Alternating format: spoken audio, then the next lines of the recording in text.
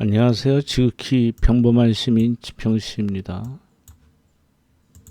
지금 화면에 나오는 이 포스터가 이게 1956년도에 나왔던 거라고 그럽니다. 그때 이 유명한 문구가 있죠. 현재까지 회자되는 못 살겠다 갈아보자. 지금 이 시대에 지금 또 이 말이 나오고 있습니다. 그래서 각자 그 여야의 입장에 따라서 뭐 이걸 해석하는데 그 쥐들 마음이죠. 갖다 붙이는 거는 뭐 일정 부분 그런 뜻도 있겠으나 지금 야당에서는 갈아보자는 게 이 정권 교체를 뭐 당연히 주장을 하는 것이고, 그리고 여당에서는 뭐 이재명이 되면 지금 친문 세력이 아니기 때문에 현재 정권이 바뀌는 거다 마찬가지다 뭐 이런 식으로 해석을 하고 있습니다. 근데 저는 지금 모르겠습니다. 늘 뭐 제 생각이니까 저는 이건 현재 기존의 지금 정치판 정치인들을 다 엎어버리자, 저는 그렇게 보거든요. 그게 맞지 않나요? 이 냄새나는 인간들. 그래서 먼저 드러난 게 뭐 소위 자기들이 뭐 보수 야당이라고 뭐 보수라고 주장을 하죠. 우리나라의 진보 보수가 뭐 제대로 있나 모르겠으나 하여튼 그 보수 색깔이 강하고 좀 뭐 그렇다고 하는 세력들이 꼰대 정당에서 이 젊고 한 번도 국회에 입성하지 못한 그 이준석이라는 당 대표가 됐다는 것이 이 상징성이 크지 않겠습니까? 지금 시류를 얘기해 주는 거죠. 세대 교체 아니겠습니까? 예? 지금 여야 불문하고 정권들을 잡아봐서 이 사람들이 도대체 왜 정치를 하는지, 지들 기득권을 챙기고 정치 기득권이 될 수도 있는 거니까 누가 되든 간에 지들의 위치는 변함이 없다는 얘기죠. 그러니까 지금 뭐 어디 뭐 대장도나 아무 것들도 다 그런 기득권들이 다 빨아먹는 거 아니겠습니까? 그러니까 지금 꿀 빨던 그런 주류 정치인들 명함을 못 내비죠. 과거 친이, 친박, 극문 뭐 이런 세력들은 지금 명함을 못 내밀고 있습니다. 뒤에서 이제 지들 살 길 찾고 있는 거죠. 그래서 저는 요번 대권을 지나면서 가면 갈수록 이 산업화 세력과 현재 정치 세력과 학생 운동권 세력은 급격히 괴멸할 것이다. 저는 그렇게 봅니다.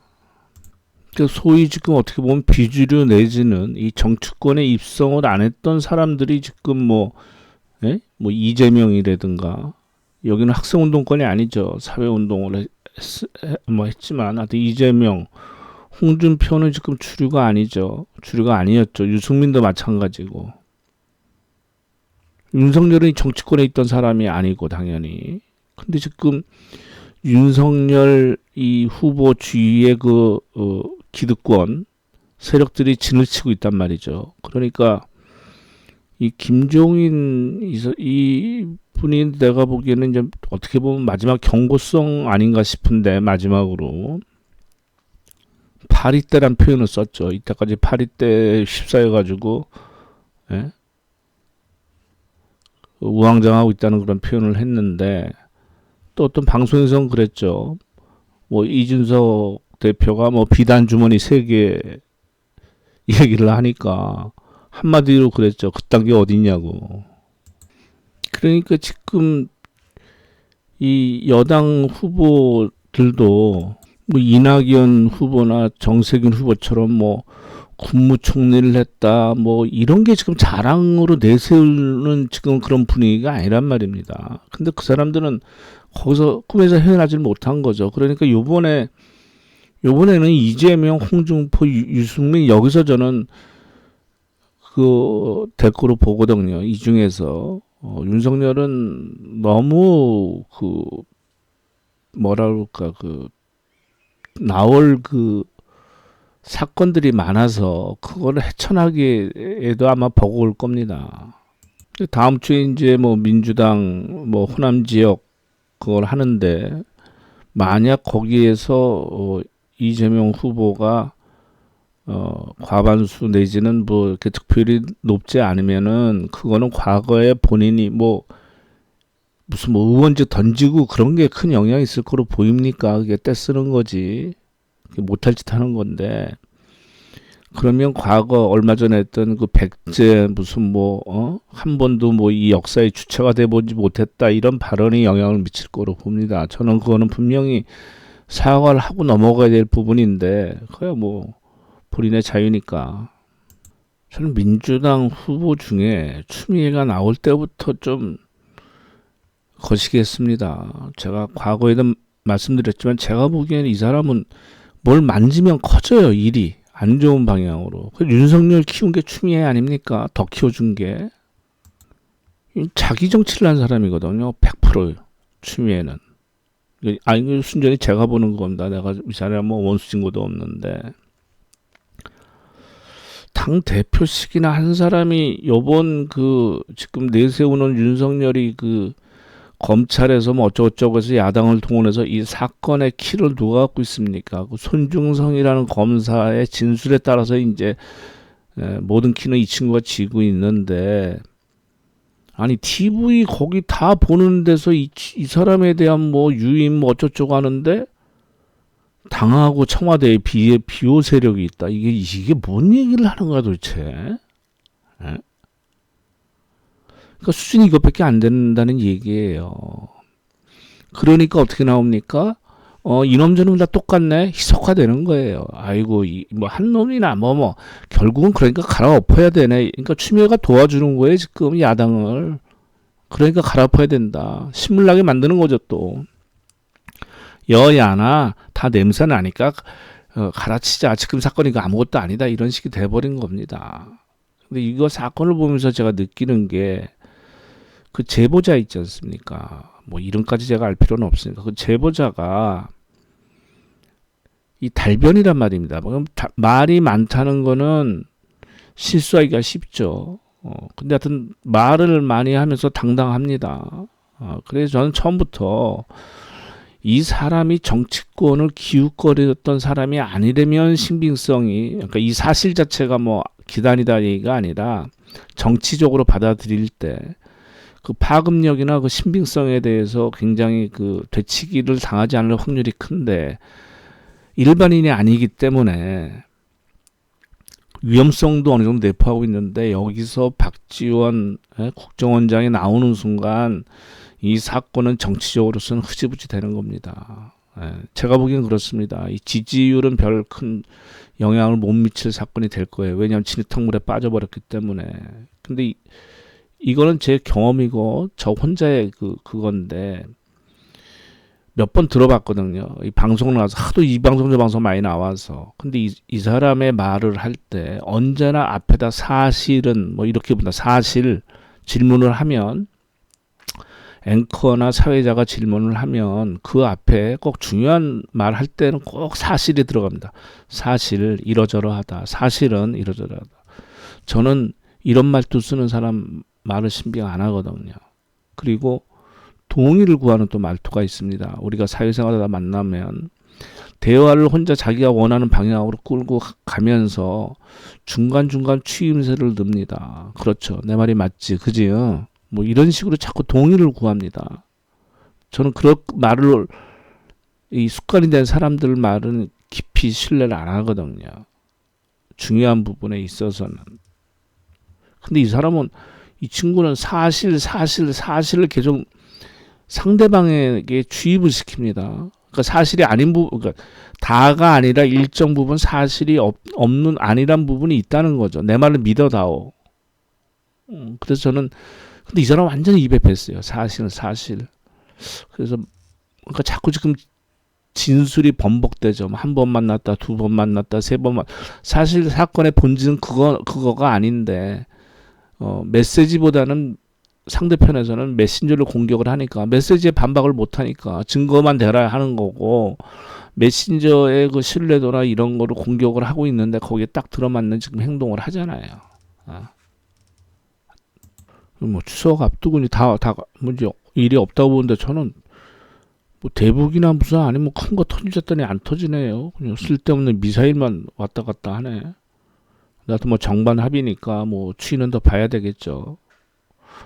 이 TV 토론 제가 엄청 기다렸는데 뭐 1차니까 뭐 그러려니 합니다만,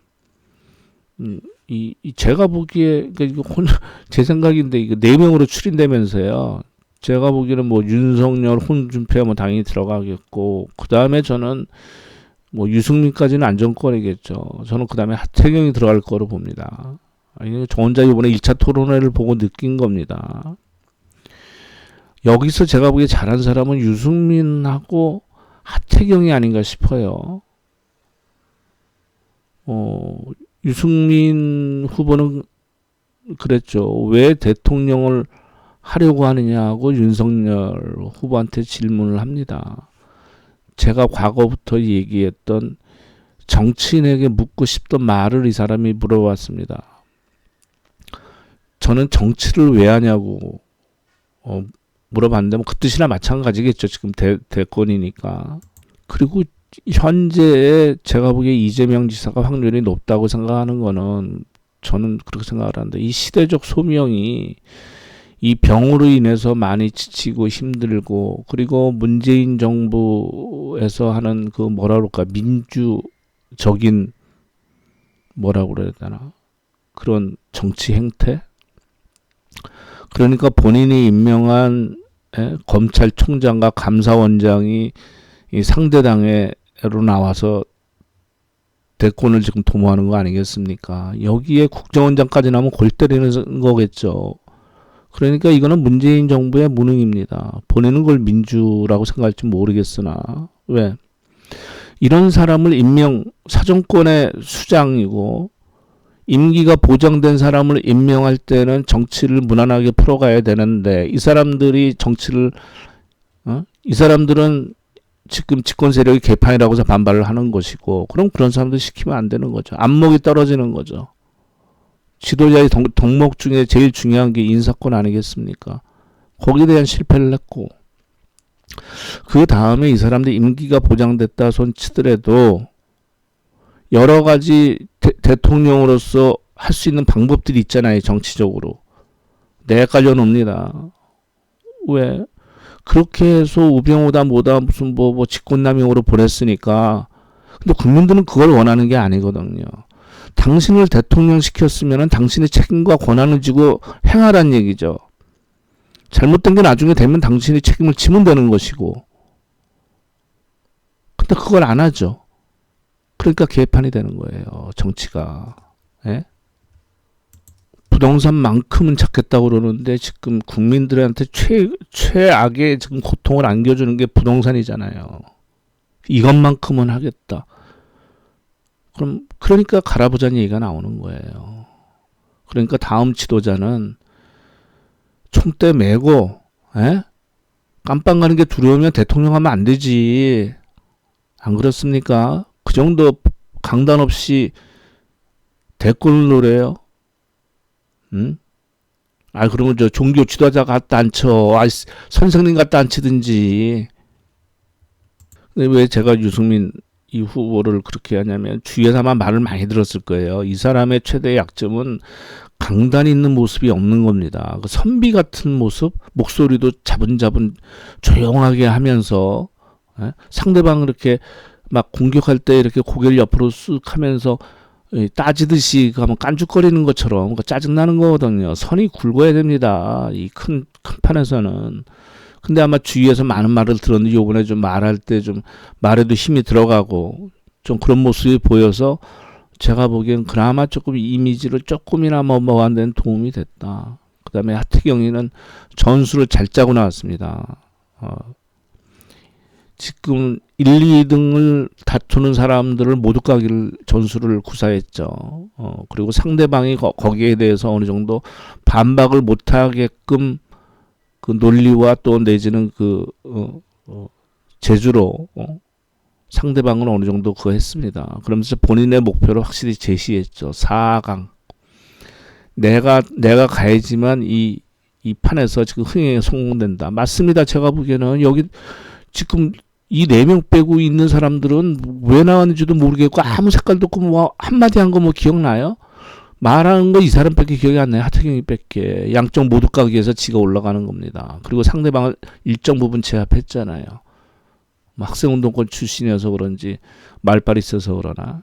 근데 학생운동권이라고 자기 스스로 말하기도 거시기 하잖아. 가방 못 차고 나와놓고서. 그래서 제가 핸드폰에 그 달력에다가 기까지 해놨는데 이번 추석이니까 명절이니까 안 하는데 명절 때 했으면 좋을 텐데 23일 날 한다고 그러네요. 그래서 이제 또 여러 가지 진행 방식을 바꾸겠죠. 그리고 결국 4명으로 줄어졌을 때부터 이제 뭐 여러 가지 좀 더 검증하고 또 이렇게 깊숙이 또 내지는 흥미로운 또 가십성 또 이렇게 질문도 오갈 수도 있으니까요. 이제 그런 시간이 마련되리라고 봅니다. 이건 뭐 지금까지 말씀드린 건 그냥 저 혼자의 생각이고 저 혼자 그거니까 그렇게 좀 봐주시면 감사하겠습니다.